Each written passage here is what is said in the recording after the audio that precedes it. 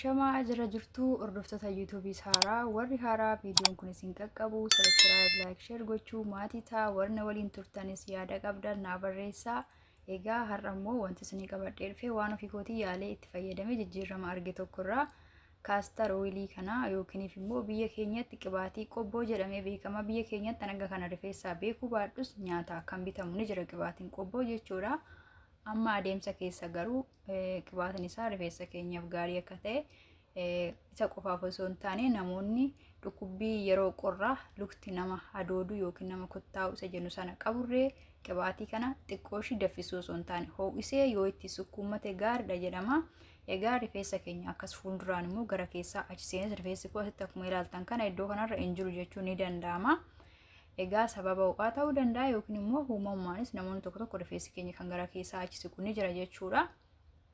Bifa kanaan rifeensi keessan warri caafni isaa goggoguu caafni isaa lama lamatti adda baba'ee jiru kan mantaa ta'e jechuudha. Sirreeffachuudhaaf qibaatii kana laaffistanii dibdanii iddoo 2-3tti aga caafii isaatti dhooftanii bushuu qabdanii rifeensa keessanii katanii buluun sirrii miti ni caccaba aga caalutti iyyuu. Kun iddoo kanatti akkuma argitan kun torbee 2 booda jechuudha.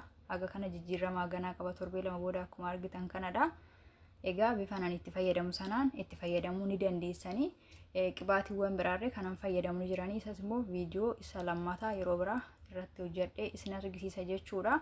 Rifeensa koo guutuu isaas maal akka dibadhu akkamitti akka rifeensa koo baay'ina isaa baay'achuu rifeensaa akkasiin jala namoonni rifeensa baay'ee jaalatan jechuudha. Keessumaa rifeensi keenya gabaabarree yoo ta'e yoo baay'ina qabaate yoo walqixa ta'e yoo caafni isaa mantaa ta'uu baate ni bareeda.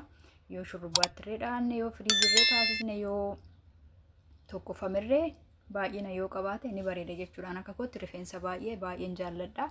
Rifeensa yabbuu jechuudha. Akkuma argitan kana kan ku'ama foroforiin irree yeroo duraanii hawwaara fakkaataa narraa badee jira. Maal fayyadamee akka foroforii ofirraa balleesse maal fayyadamee rifeensa koo akkasitti akka walqixa taasise hunda isaa waan ofii kootii itti fayyadamaa jiruu fi duras itti fayyadamaa ture isin argisiisa jechuudha. Egaa rifeensi kan koo akka kana fakkaataa rifeensi kuni duraan akkam akka tureme suuraa isinii maxxansaa ni ilaaltan jechuudha.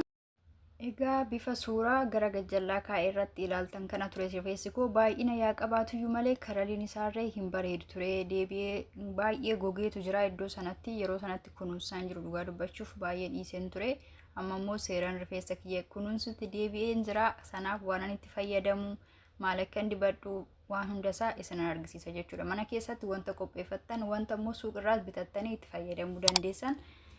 Aga danda'ametti wantoota keemikaala garaagaraa qabaaf fayyadamuu dhiisne isuma uumamaan mana keessa jiru mana keenya keessatti yoo hojjetan irra gaariidha. Warri nu mijatu warri nu mijanne immoo bituun dirqama nuti ta'us binnees ni fayyadama. Wantoota keemikaala hedduu hin qabne filannee bitachuun dirqama keenya. Shaampoos ta'e kireemis ta'e qibaatis ta'e ilaaluu qabna jechuudha. Yeroo bitannu sana gaafachuu qabna. Itti fayyadamuudhaan dura sana duratti immoo rifeensi keenya maal akka barbaadu amala isaa beekuu qabna. Amma rifeensa nama tokkooti qibaatiin roozmariin ta'u tokkoof immoo sirriitti ta'a. Kanaaf amma roozmariin baay'ee naaf ta'a jechuudha. Nama tokkoof immoo qibaatiin inni namoonni garaagaraatti fayyadaman yookiin shaampoon ta'uu fi dhiisuu danda'a. Kan naa ta'u nama biraatti ta'uu dhiisuu danda'a. Maaliif rifeensi keenya gargari kan hunda keenyatu gosa qaba waan ta'eef rifeensi nama tokko baay'ee cimaadha. Kan nama tokko immoo baay'ee laafaadha. Kan tokko giddu galeessa jechuudha. Saniifuu qibaatiin nu barbaachisus akkasumatti sadarkaan isaa wal caaluu danda'a. Sanaaf egaa wantoota ani ofii kiyyaa itti gargaaramu itti fayyadamu tokkoon isaa gara fuulduraatti viidiyoodhaan isiniif qabadhee dhufa jechuudha ni ilaaltanii. Egaa bifa kanaan ani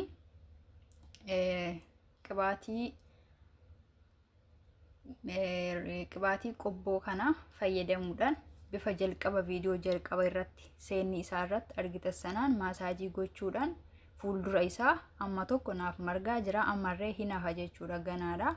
Yeroo natti fudhatanii beektan egaa rifeensa keenya guddisuudha yeroo dheeraa fudhata yoo xiqqaate ji'a 5 hanga 6 gidduutti amma tokko jijjiirama ni argina. Isayyuu guddaa miti.